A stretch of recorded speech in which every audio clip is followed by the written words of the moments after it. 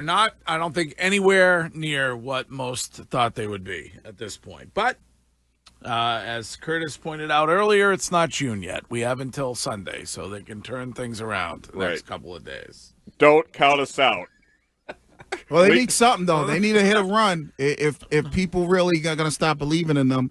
Because if they don't hit a run, if they give you a June like a May, if they give you June like they did in May, this team will be out of it by the All-Star break. But didn't last year we got a little bump in June and then they fell off again, Curtis? You're the baseball guy. I just remember we hit a little bit of a run in June, and all of a sudden we started feeling a little bit good, and then they fell off again. Well, at the All-Star break, they were 10 games above 500. Yeah. So you felt good about that, and then, obviously no moves were made. But you might get to the All-Star break, and you might be 6-7 games below 500. And the Yankees are playing good. You ain't catching them. And then a wild card spot looks like it's getting further and further away.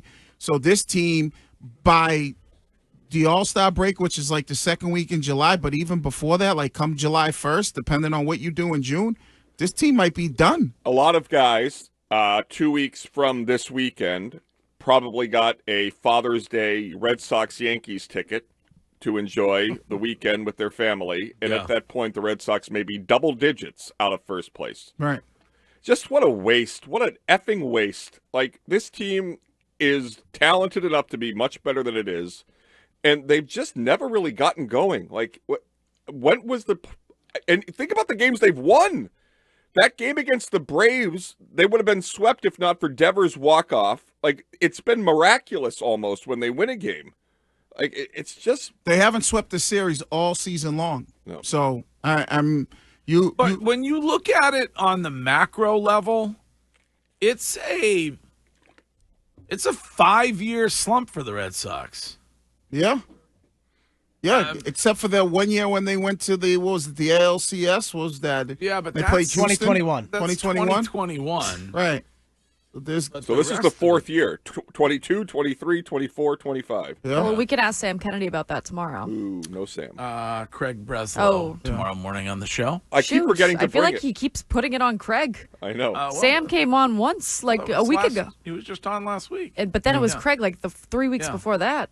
There was a Craig. the Boston Magazine did a sit down with Sam Kennedy. Yeah, I saw that. Get to know Sam. No mention of when they asked him who his favorite radio show was. No mention. No, he wouldn't pick anybody. He made sure to say Alex Spear is his whoopee. Yeah. I guess they should. They pay him, but I don't understand. There was no shout out to the Greg Hill show. Yeah. It's the only radio show he goes on. Yeah. This is Tony from Hanover. Hey, Tony. Hey, so in the last 5 years of this abysmal Red Sox team, there's three constants. Sam Kennedy, John Henry, and Alex Cora. There's your problem right there. Sam Kennedy is a homegrown kid. It's like the Canton Police Department. They're all homegrown. This is what you get when you hire local. It's an abysmal organization. It's a rotten ownership group. And Alex, let's do damage, Cora.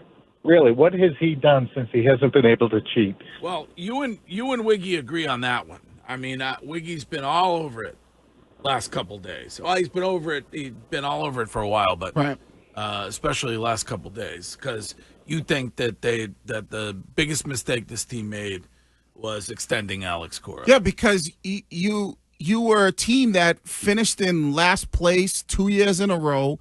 You hadn't made the playoffs since 2021, and the one thing that has been the same has been your manager. Curtis, Twitch Mitch put up a poll. Can you look at the results? He put it up early this morning on who is to blame for the current status of the Boston Red three Sox. options. Who is most to blame for the lackluster Red Sox season? Players, Cora/coaching, or the front office? Front office, only 20%. Cora coaching 38%, players 42%. There you go. Even in that situation, it's still Cora still kind of gets a pass, and that's why I said, name me one other coach that would go. What was it? 4 years straight or 3 years straight? This is year four. Year four of not making the playoffs or potentially not making the playoffs. Name me one other coach in the city that could do that, finish in last place, and get extended. They wanted Bill had a horrible 1 year where they ended up with 4 wins, and people were like, run his ass up out of here. And the guy won 6 championships. Cora did win you 1 championship, but it's like anytime there's an issue, it's always front office, or majority of the time it's front office, and now it's the players. What's the manager? Here's a text that says, welcome aboard, Wiggy. I've been saying that Cora is the problem for months now, but silence up until this point. Yeah. So he's a great guy, but if there's issues in the clubhouse, or if we're talking about leadership or culture or whatever it is that we're talking about that's going wrong in that clubhouse, isn't it the manager of why that's the issue? We did it with Mayo. We did it with Missoula. We did it with Brad Stevens. Well, you're assuming that it's an issue when it comes to, we talked about this earlier, but the chemistry or the clubhouse vibe, as opposed to just guys not playing up to their potential. I don't think it's a kumbaya, like they're not getting along in the clubhouse. I think it falls more on the Gerard Mayo side than it did on the Bruce Cassidy side. Say it like when it comes to Alex Cora, maybe he's too lenient when it comes to his players, because he's such a big players manager and he likes the guys. The guys like him. They seem to get along. They seem to be more friends than they do. I'm the manager, you're the player. And so if they're upset about something the front office is doing, sometimes Alex Cora takes their side over the front office. So maybe that gives them an excuse too. Right. And I would say this: if your boss is always like, "Yeah, you're right. They didn't give us the personnel again this year to get it done," then it is cold. Who was the guy he encouraged to leave? Justin Turner, remember that? Yeah. That he said, "Oh, you have a better shot to win in Toronto." That's right. Imagine if Belichick told the talented player to stay in the division and leave. I also know this. Cora is incredibly sensitive, massively sensitive. Yeah. He hears everything. He reaches out to people in anger when they don't say he's doing a good job. He is and the reaction, I said this to Ken, the reaction to the graduation storyline suggested that he felt some pressure. Like, if you're secure in your position, the Instagram posts, the reaching out to people about conversations doesn't occur from my perspective. He feels some heat. And I think Breslow has gone ahead of him in terms of the safety in the hierarchy of the Boston Red Sox. Well, I would think he would say, I'm not doing a good job. Like, if you would ask Cora, like, how have you managed this team up until this point? Do you feel like where would you grade yourself? I would think that he would say, or I'd hope he'd say, you know what, I give myself an F. I'm not doing a good job.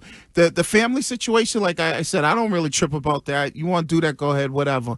But as far as the job that you're doing as a manager on the field, F. 781 text, the fact that y'all are panicking 2 months in is hilarious. LOL. We're still in the wild card race, 8 back in the division. Yeah, I mean, it's called relaxing. What are they, 3.5 out of a wild card spot?